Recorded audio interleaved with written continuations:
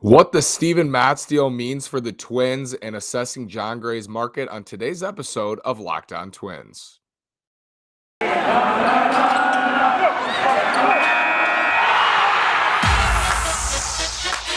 You are Locked On Twins, your daily Minnesota Twins podcast, part of the Locked On Podcast Network, your team every day.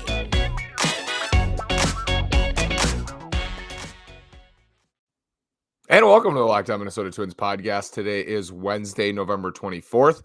I'm your gracious host, Nash Walker. Thanks for making Locked On Twins your first listen every day. We are free and available on all podcast platforms. Again, Nash Walker. Follow me on Twitter at NashWalker9. Follow the show at Locked On Twins, bringing you 5 days a week coverage on the Twins throughout this offseason. I had another signing last night in the middle tiers, and we talked a lot about the middle tiers yesterday and the day before.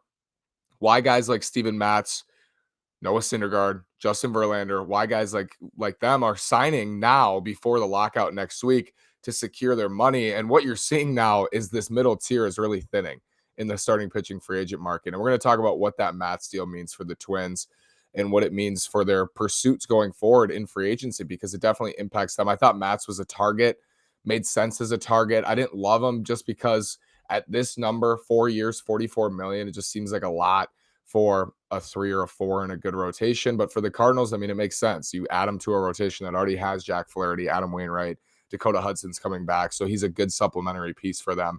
But Steven Matz gets $44 million over 4 years. Darren Wolfson, our friend, reporting that the Twins did not want to go to that number for Steven Matz, which I can understand. But here's what we've learned so far this offseason, I think, about this front office. And I was hoping that this wouldn't be the case this offseason. I'm going to tell you that off the top. I was hoping that this wouldn't happen, but it's happening. It's definitely happening. They're sticking to their guns. They have valuations, and they, above all else, above anything else, their number one value to me, and when we look at these free agent classes and how they've responded to classes, how they've responded to off seasons, is financial flexibility, right? They're always looking for a good deal, and they're always looking to clean up their books. And that's a huge reason why they traded for Kenta Maeda, because his contract is one of the most team friendly in baseball and allows them that financial flexibility in the case that Maeda gets hurt, which he did, and they owe him $3 million instead of he'd probably make 15 to 18 million in free agency on an average annual value.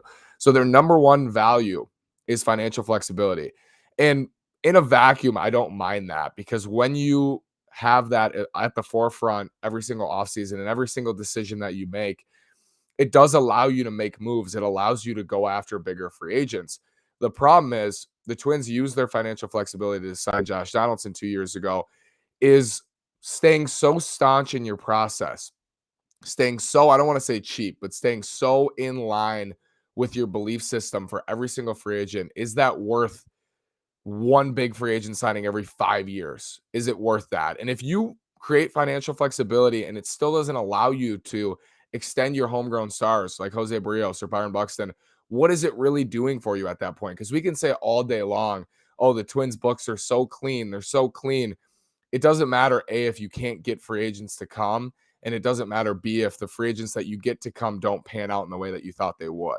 And to me, I don't think it's worth it to sign one marquee free agent every handful of years when you are sitting out on all these middle tier guys, because you want to create that flexibility. And what it does is it depletes your depth, and it just keeps you on the sidelines in the offseason. I will say they wanted Zach Wheeler. They wanted Yu Darvish. They were in the running for Marcus Semien, but they stay at their numbers. And I think that's been a flaw for them, is they're so staunch in the process. They're so certain every single winter.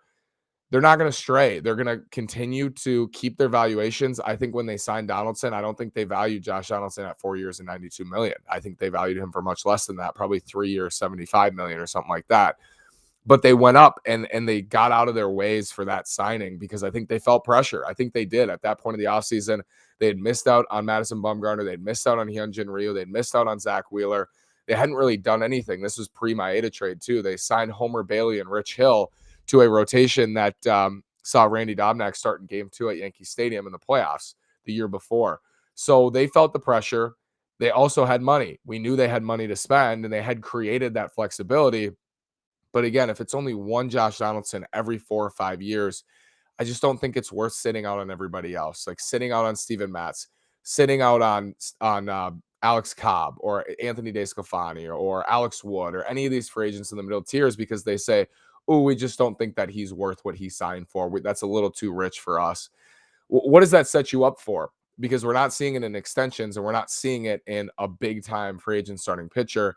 I hope I'm wrong, and I hope they parlay this into signings for a Robbie Ray or a Gaussman or a Stroman because they have the flexibility. This isn't a pull ad spending problem. You can argue all day long that their payroll should be higher every year. It should be higher than 120. It should be higher than 130. It should be 140, 150. I'm not going to disagree with you. But to get there this year, to get to that 120, 130 where we expect it to be, they got to spend like 50 or 60 million. So it's not a lack of spending. They have money to spend. They're just so stuck in this is where we value this certain player, and we're not going to go any higher than where we value them. And I think that's been a flaw for them in free agency that's come to the forefront. I don't this in this individual case, I don't like Steven Matz for 4 years and 44 million. I think you're really taking a gamble. He's been an above average starter in 2 of his last 6 seasons, and the rest he's been below average. So that's somewhat of a gamble. And for 1 year and 11 million, I would definitely sign Steven Matz. But for 4 years and 44, that seems like a lot. 3 for 33 even seems like a lot, I think, for me, when looking at Steven Matz. And we broke him down a couple weeks ago, his free agent profile. But that's an interesting contract. I think it does tell us a little something about the Twins, or confirms what we already know about the Twins, is that their valuations don't really change. Let's talk about John Gray first. I love Thanksgiving, all of the good food and treats and plenty of them, but maybe you want a yummy dessert that isn't so full of calories and sugar. It's the perfect time for Built Bars. Built Bar is the new holiday dessert. Feast on something delicious and feel good about it. One slice of pie is upwards of 300 calories, and that's on the low end. Most Built Bars are only 130 calories and 4 grams of sugar with plenty of protein. Replace the coconut cream pie with coconut Built Bar, or go for a raspberry Built Bar instead of that raspberry pie. Lots of good flavors to replace any pie. There's new surprises all month. Limited time flavors arriving at built.com regularly, so check the site often. There's also nothing like a Built Bar Black Friday. Mark your calendar. Black Friday will be a huge event with all sorts of surprises. Go to built.com today. Use promo code LOCKED15. You'll get 15% off your order. Use promo code LOCKED15 for 15% off at built.com. So Steven Matz is off the board, and these guys are dropping like flies. They really are in that middle tier. And we look past Max Scherzer because we know it won't happen. But John Gray is now expected to sign very soon, perhaps shortly after Thanksgiving, before the lockout next week. And I don't know what would tell you at this point that the Twins would be involved even in that bidding, because everything we've seen to this point, I think that, as I talked about yesterday, I think they're going to take a really interesting approach this winter. I think their approach is going to be trying to pry away Frankie Montas or Chris Bassett or Sean Manaea from Oakland or Luis Castillo from Cincinnati or Sonny Gray from Cincinnati.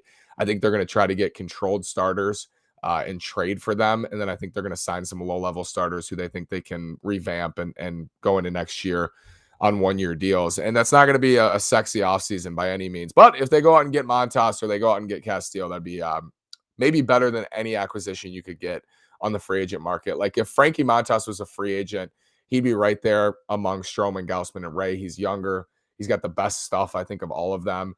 And I think he'd be maybe the 3rd or 4th best free agent starting pitcher on this market, maybe the 2nd behind Scherzer.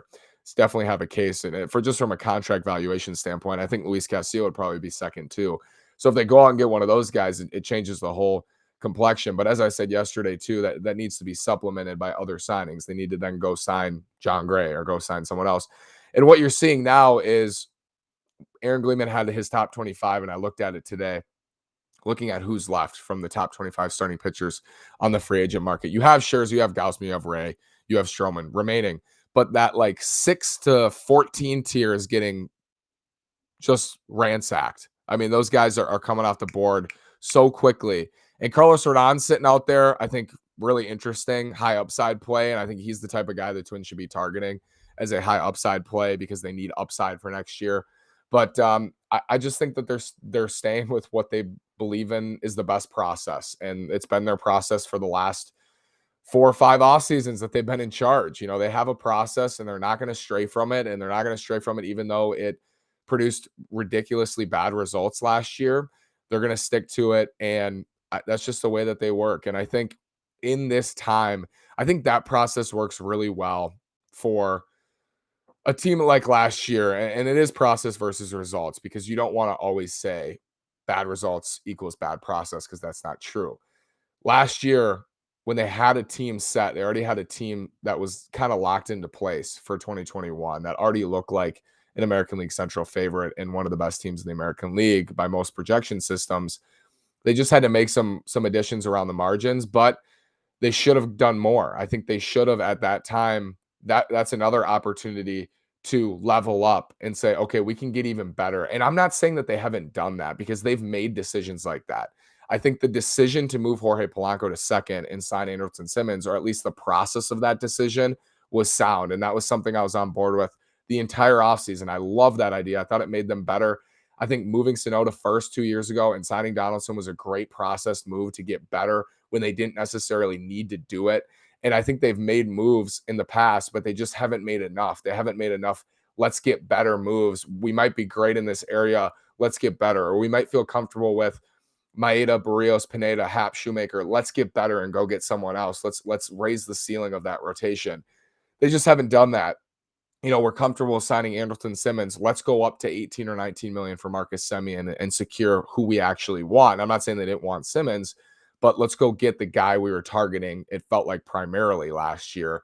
And they just haven't done that consistently throughout these off seasons. And I think now, when you're looking at a team that's so barren in starting pitching in the rotation, this is when you got to get aggressive. This is when you have to get creative. And this is when you have to get out of your bounds and get out of your process and go find a different way to make it work, because this isn't status quo. Their whole plan was, let's build a consistent winner and we'll just add around the margins, and then we'll hit that big one with financial flexibility every couple off seasons. I think that's what they want to do. They want to lock in cheap pre-arb arbitration eligible guys in a solid core, add around the margins, make the team a little bit better every offseason, but and then once in a while get that big hitter, that big Donaldson hitter that we saw now 2 off seasons ago. You'd like to see another one this offseason.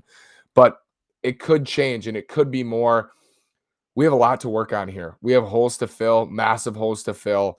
Let's get aggressive in filling them, because you can't follow that same thought process. They don't have the pieces in place to follow that same thought process. They need to get creative. They need to get aggressive in order to improve for next year and in 2023. Because if their whole plan is 2023, 2024, 2025, which I think they have a solid foundation to be hopeful that they'll be competitive in those years, that doesn't mean you just wipe away this offseason and these guys can't help you. And it's not like if you sign Marcus Stroman or Robbie Ray or Kevin Gausman for 5 years, that doesn't mean that only helps you in 2022, right? That they are then on the 2023 team. They're on the 2024 team. And maybe they just don't like these guys. And we broke this down a couple weeks ago. They've made the right decisions at times about who they shouldn't target, like the Dallas Keuchels of the world, the Ryus of the world to a certain extent, Madison Bumgarner. They made the right decisions in some respects, but it never hurts to be aggressive in free agency. I guess for the Twins with their payroll restraints, it does, and that's a whole nother frustration. But I think this process is not changing with this front office. I do want to talk about John Gray. We'll get to John Gray. I want to tell you about BetOnline. It's Thanksgiving, and we all know what that means. Football, and nothing goes better with football than turkey and betting. BetOnline has you covered all holiday season, more props, odds, and lines than ever before. BetOnline remains your number one spot for all the sports action this Thanksgiving. Head to our new updated desktop or mobile website to sign up today and receive your 50% welcome bonus with promo code LOCKEDON to receive your bonus. And it's not just football. BetOnline has pro and college hoops, NHL, boxing, UFC, even your favorite Vegas casino games. Don't wait to take advantage of all the amazing offers available for the 2021 season. BetOnline is the fastest and easiest way to bet on all your favorite sports. BetOnline, we're stuffed with deals this Thanksgiving. Go over to betonline.ag. Use that promo code. So John Gray expected to sign, as I said. I'm not exactly expecting the Twins to sign him, because I think that it's become apparent what's happening this offseason. But I think at this point, if Steven Matz got 4 for 44, I think John Gray should get 4 for 44. I mean, I think he should get that in free agency. And I guess I don't mind that as much as like 3 for 40, if that makes sense, or even 3 for 44. I'd probably rather do 4 for 44.